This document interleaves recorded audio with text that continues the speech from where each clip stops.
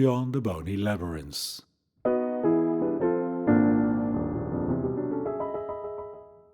Podcast on Music and Philosophy by Lodewijk Muns.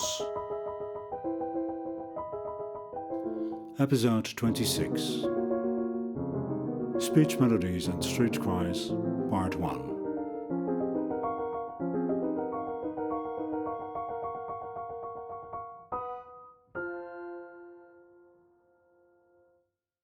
In everything we say, there is the tone on which we say it.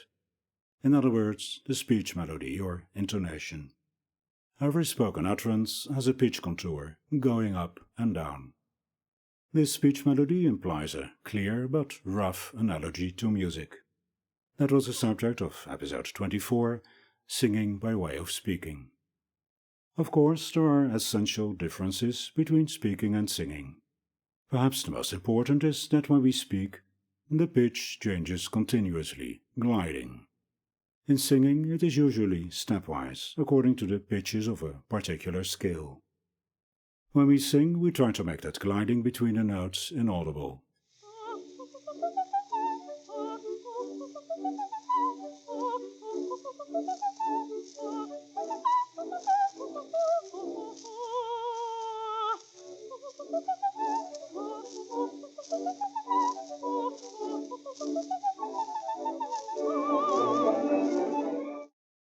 What everyone knows from experience is that when we raise our voice, when we speak passionately, and especially when we want to make ourselves heard over a greater distance by calling out, our speech comes closer to singing.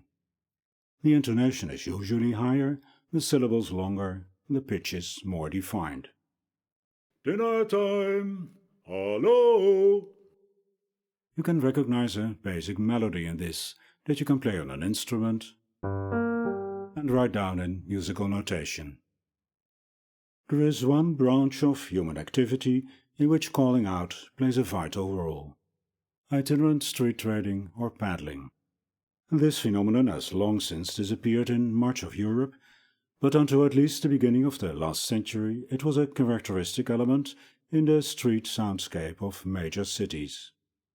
It also held some fascination for composers as a phenomenon on the border between language and music. What a street vendor does is an instance of calling out. A piece of text with a fixed, more or less melodious intonation, a formula that is repeated over and over again. It may be that this repetition reinforces its melodic character. In any case, singing or quasi-singing is better for the voice and more effective than shouting. In the mid-19th century, the composer Jean-Georges Kastner, I will return to him in the next episode, this Kastner wrote, "The closer the intonations of calling are to singing, the less they strain the voice." Do we not observe every day that the voices of those who shout in a speaking tone, such as newspaper and pamphlet sellers, are almost always hoarse and broken, while those who sing as they shout retain the strength and radiance of their vocal organs for a long time. Thus Kastner. That a call is distinctive, instantly recognizable, is just as important to the street vendor as it is for birds to have their own distinctive song. It's a matter of survival. Just like city birds, they have to compete with their own kind and with other street noise. Shortly before the French Revolution, in 1783, a comprehensive Tableau de Paris was published, a description of life in the city of Paris. The author, Louis-Sébastien Mercier, notes that it takes a trained ear to recognize the cries of the street vendors. It is a peculiar expertise, found among those who have the greatest interest in it, namely the kitchen staff. The idiom of these street criers is such that it requires a study to properly discern its meaning. The maids have a much more practiced ear than the academician, and they come down the stairs because they can distinguish from the fourth floor and from one end of the street to the other whether someone is calling for mackerel or fresh herring, lettuce or beets. To everyone else, it is an incomprehensible cacophony. As to the musicality and musical form of these cries, and this may vary from a simple monotonous chant, "Fine pots and beans," to a real song. In London, as late as the 1930s, lavender sellers could be heard singing a characteristic tune that had been passed down through generations. Won't you buy my sweet blooming lavender? There are 16 blue branches, 1 penny all in full bloom. You buy them once, you buy them twice. It makes your clothes smell sweet and nice. That melodious and somewhat sweetly mournful tune is different from the typical peddler's call, just as a trade in lavender differs from that in fish, vegetables and fruit. It may also have been aimed at a different clientele. The image of the charming flower seller has inspired more than one stage song. Dating from 1896 is Who'll Buy My Lavender by the once popular composer Edward German. The recording is from 1937. Lady sir, I bring to you lavender with pipes of brew. Sweeter plant was never found, growing on our English ground. Oh, boy, my lavender, lavender soften your room into garden full of bloom. You shall almost hear the bee humming drowsy melodies. Full buy, full buy, full buy, full buy. Full buy, my lavender, my sweet lavender. Street cries are a lost heritage. We have traces of them since the 19th century in the form of transcriptions in musical notation, for what they are worth. What is perhaps the most characteristic of the call, the sound of the voice, cannot be captured in notes. Another source, dating back much further, even to the Middle Ages, are the quotations of street vendors' cries in composed music. Before I began researching this episode, I was familiar with a few characteristic examples, such as Janequin's Cris de Paris from the 16th century, the Cries of London by various composers from the early 17th century, and Luciano Berio's version of it from 1974, and Gustave Charpentier's opera Louise from 1900. The material proved much more abundant than I had anticipated. Quoting street cries in music seems to be a continuous tradition dating back to the Middle Ages. These compositions are not always authentic street cries preserved in music. The question always remains whether the composer intended to preserve the original cry and succeeded in doing so. That is clearly not the case with the song Who'll Buy My Lavender. The melody of the chorus, Who'll Buy, is much more operetta than Vander's call, and has nothing in common with the authentic song I played earlier.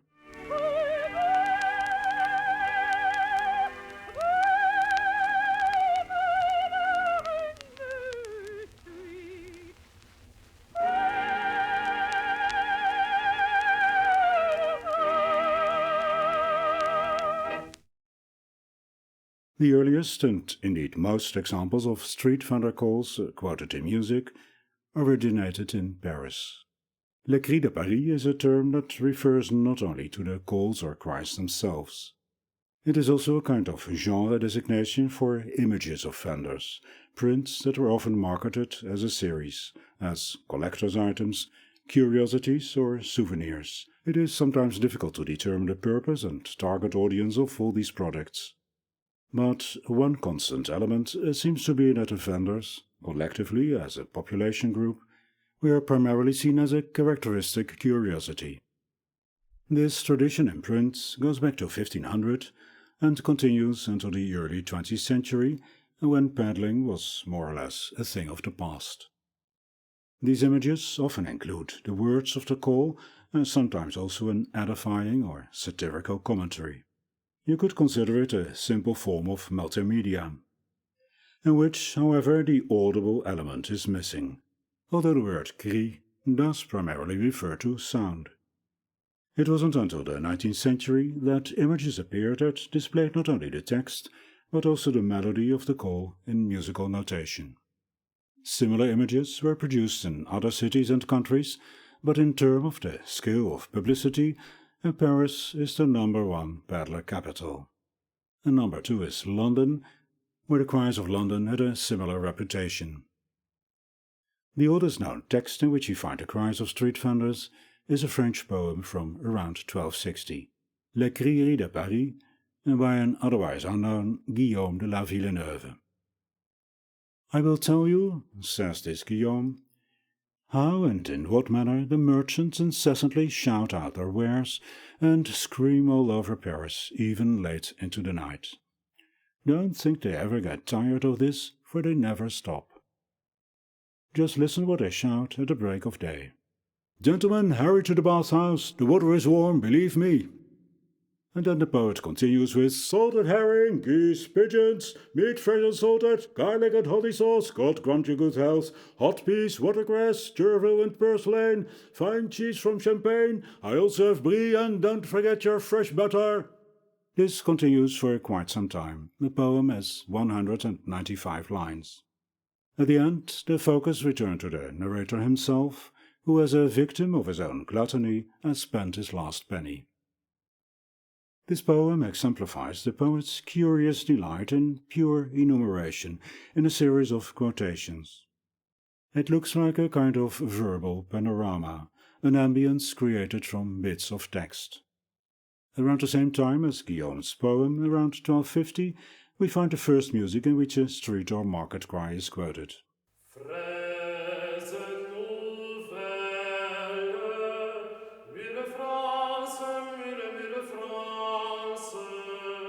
This is a three-part motet, a composition in which each voice has its own text. This may seem avant-garde now, but it is actually an obvious choice, at least when the parts are performed solistically. If each singer has their own melody, why not their own text? That does not contribute to intelligibility, but perhaps that's not the point. The three voices in this composition form a kind of close harmony in which they frequently intersect. The lowest voice, the tenor in the original meaning of carrier, the foundation of the composition, is usually slower and has longer notes. Traditionally, this is a fragment of an existing Gregorian chant. But instead of Gregorian chant, this part repeats the vendor's cry just heard. Fraise nouvelle, mûre France, fresh strawberries, ripe blackberries. The highest part is a song of praise to debauchery, a kind of Weinweib und Gesang. The middle voice is an advertisement for Paris, where you can eat, drink and have fun day and night. Even, it is claimed, for free. But who believes that?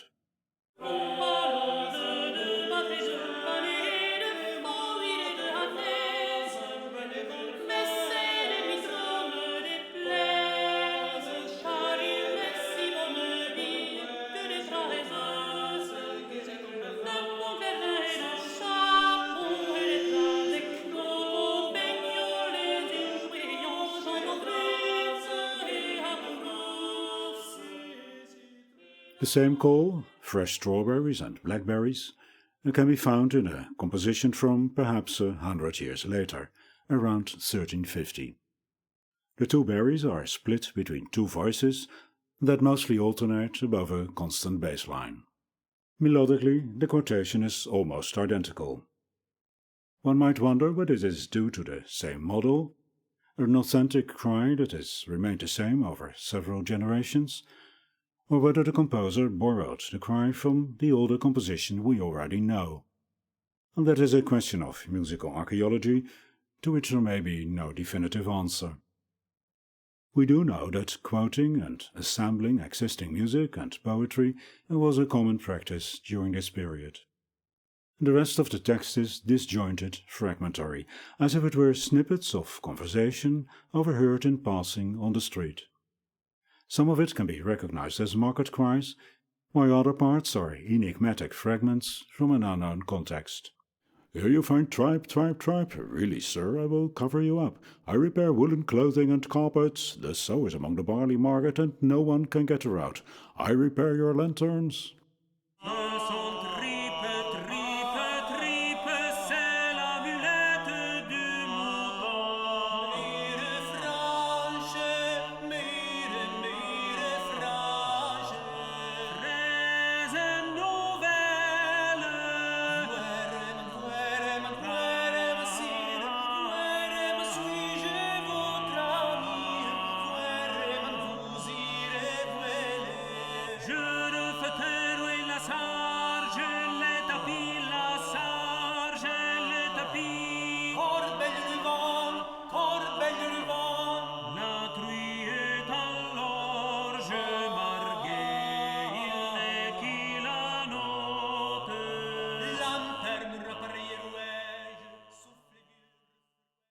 Guillaume's poem has a panoramic quality, evoking a market scene in the imagination.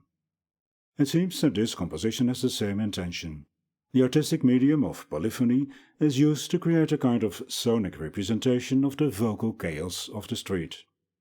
Of course, there is no musical chaos, partly because the two upper voices mostly alternate. This musically controlled chaos is a form of humor, the humor of the incongruous, mixed with obscenities, and thus perhaps intended as a counterbalance to the predominantly ecclesiastical and ceremonial functions of polyphonic music. Later on, too, musical quotations from market cries will usually be in the spirit of humor and caricature. Some 200 years lie between this motet from around 1350 and Janequin's Cris de Paris, the best-known work in this genre. This discontinuity appears to have a demographic cause. During that period, the population density of Paris fell drastically due to the plague and famine. By around 1500, it had returned to its former level. The Cris de Paris were then a familiar concept, both as a reality on the street and as a literary and iconographic theme. One might add, touristic. Peddlers' cries were a regular feature of the printed city guidebooks of the time. One such guide from 1584 is entitled "The Cries of Paris as they are shouted daily through the street of this city," along with the daily expenses, street names, churches, chapels and colleges of the city, and so on. The title suggests that the cries formed a fixed repertoire, and it seemed important for the visitor to be able to recognize them, just like the street names and the cost of accommodation. Janequin was a specialist in imitations. He wrote compositions imitating birdsong and a battle. His Cris de Paris contains some 50 cries, which are neatly announced by the singers. Voulez ouvir les cris de Paris? Listen to the cries of Paris. As if it were a musical city guide. Delicious hors dumplings, who'd like some? I'm giving it away, selling them for a song. White wine, rosé, red wine for 6 pennies. Salted herring, fresh herring, fine mustard, dried firewood, old shoes, wintered cabbages. Who wants milk? I do, I'm freezing to death. My friend Charlotte has a small turnip and an appetite for 2. And so on.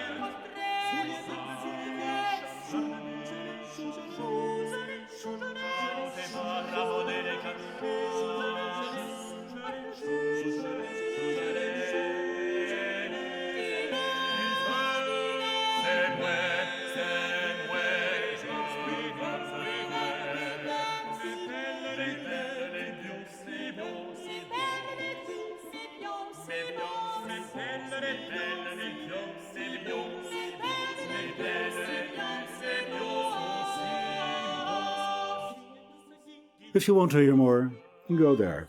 It's the last line of the text. The calls are not confined to a single voice. The voices take over from one another. There is therefore no such thing as a division of roles. The purpose seems to be less a dramatic scene than the creation of vocal patterns and unusual textures. It is unlikely that in this composition much of the original intonation of the calls survived.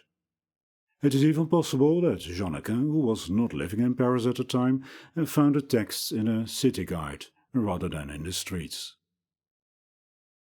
More than half a century later, street vendors' cries suddenly seem to have become fashionable in London. At least 8 well-known composers and a number of anonymous ones have taken an interest in them. It may be that French compositions served as a model. In some of these London compositions, you find the same music with the same words. This might suggest that the calls are authentic. Orlando Gibbons' Cries of London, dating from around 1610, belongs to the genre of the fancy, at the time a composition written primarily for string instruments, and specifically viols. The cries begin with what appears to be an early morning night watchman's call. God give you good morrow, my masters, past 3 o'clock and a fair morning. Then it gets going with new lily-white mussels, new cockles, new great spreads, and so on.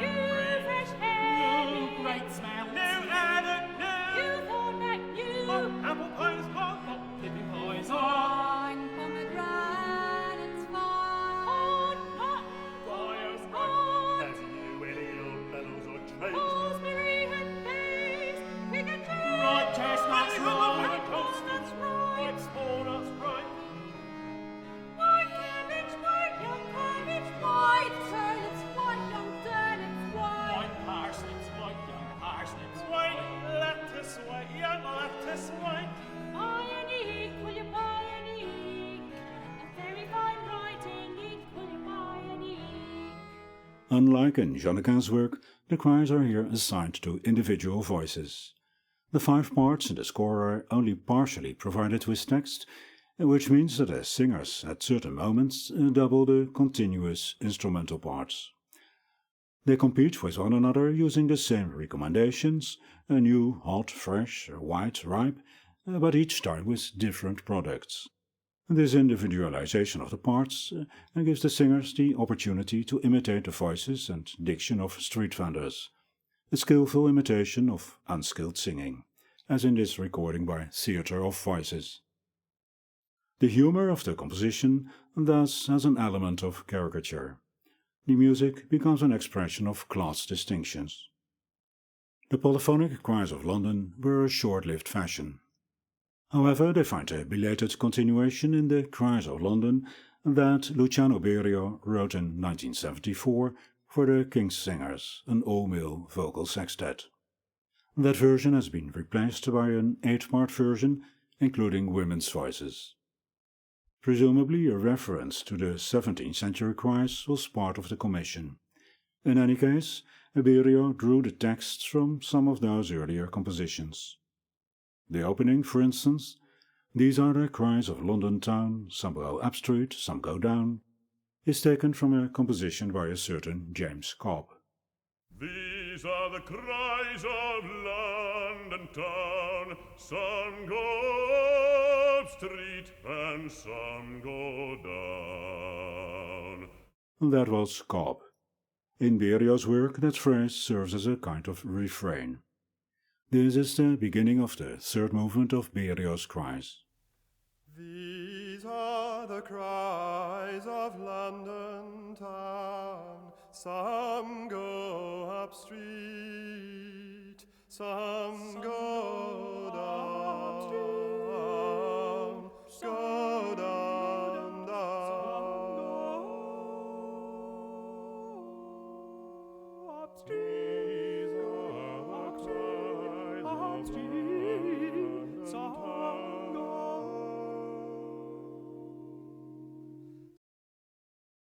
Berio's composition is partly humorous.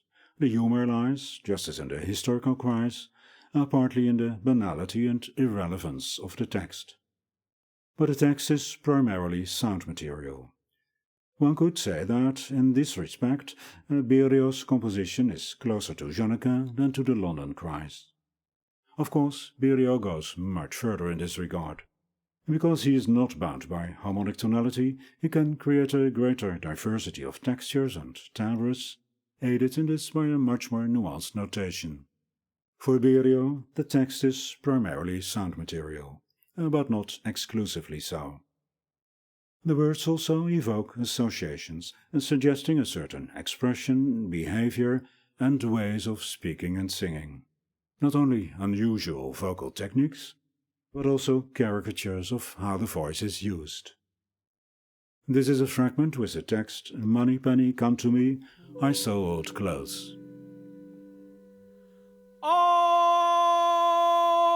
clothes to sell, old clothes to sell, old clothes. If I had as much money as I could tell, I never would buy old clothes to sell.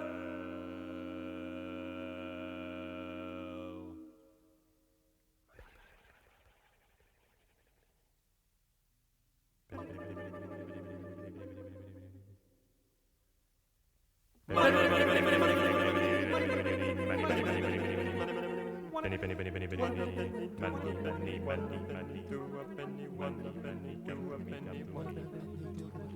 Money, money, money, come to me, come to me. Old clothes to sell.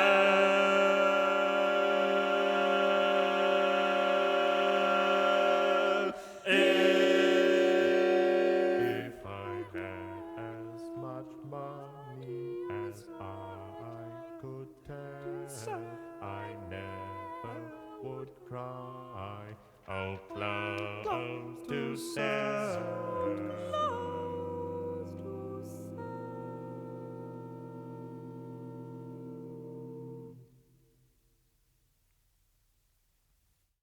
This concludes his first of 3 episodes on speech melodies and street cries. The next episode will focus primarily on the Cris de Paris in the 19th century, featuring Jean-Georges Kastner, Jacques Offenbach and Gustave Charpentier, among others.